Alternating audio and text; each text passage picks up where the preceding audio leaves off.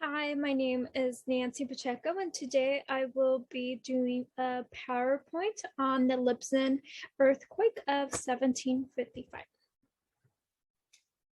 Okay, so this is the Lisbon earthquake of 1755. Below here we have a picture of the city of when the natural disaster happened. First, we have the earthquake right here that as you can see, shows the buildings falling apart.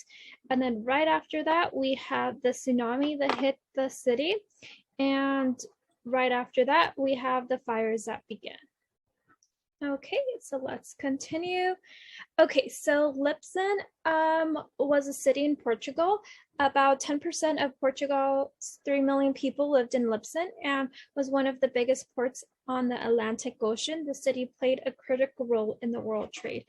And in 1755, Lisbon was also a major center of Catholicism and was home to Catholic religious authorities.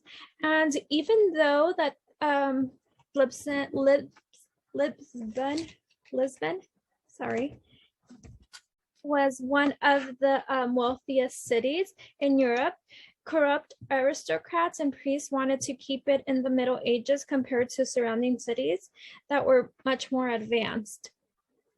Most Northern and Central European cities had never experienced an earthquake because they didn't happen very often in Northern Central Europe.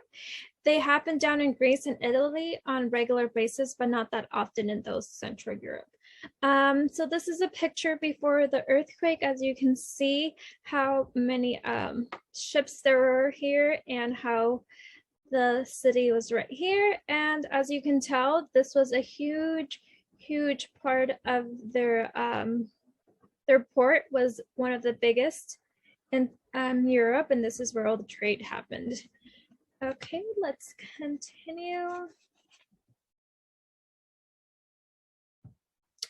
So the Lisbon quake of 1705. So this quake happened on Saturday, November 1st, 1755, which was the day of the Feast of All Saints. So most of the people were either in the cathedral or on their way to the cathedral because they were going to be praying.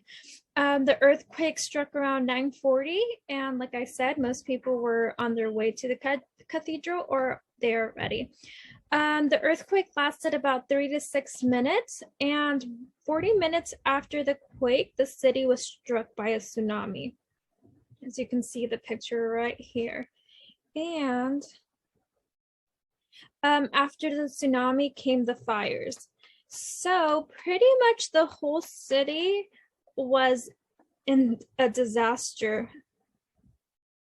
And yes, and since they were, it was the Feast of All Saints, there was a lot of candles, and due to all the shaking and the tsunami that hit the city, most of those candles fell, which caused the destructive fires that occurred. Okay, the aftermath of the earthquake. This earthquake was one of the deadliest earthquakes, killing about 12,000 to 50,000 people. About 85% of Lisbon's buildings were destroyed. A lot of the religious people, or like the priests and the theologians, they kind of took advantage of the situation, and they declared that the earthquake was a punishment by the God for the sins of the world, which obviously we know that's not true. It's just natural disaster that occurred in this city. The earthquake changed European thought. The earthquake and its aftermath influenced the Enlightenment age. A lot of philosophers like Voltaire, John Jacques Rousseau, and many others wrote about the quake. And now let's move on. So this earthquake was one of the first earthquakes that developed seismology, and the priest named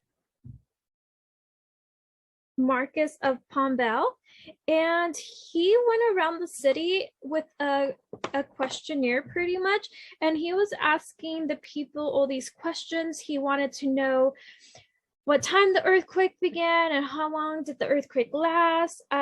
Did they perceive the shock to be greater from one direction than the, okay, so to conclude this presentation, like I was saying, Lisbon was one of the deadliest earthquakes that happened in history, but it was an earthquake that changed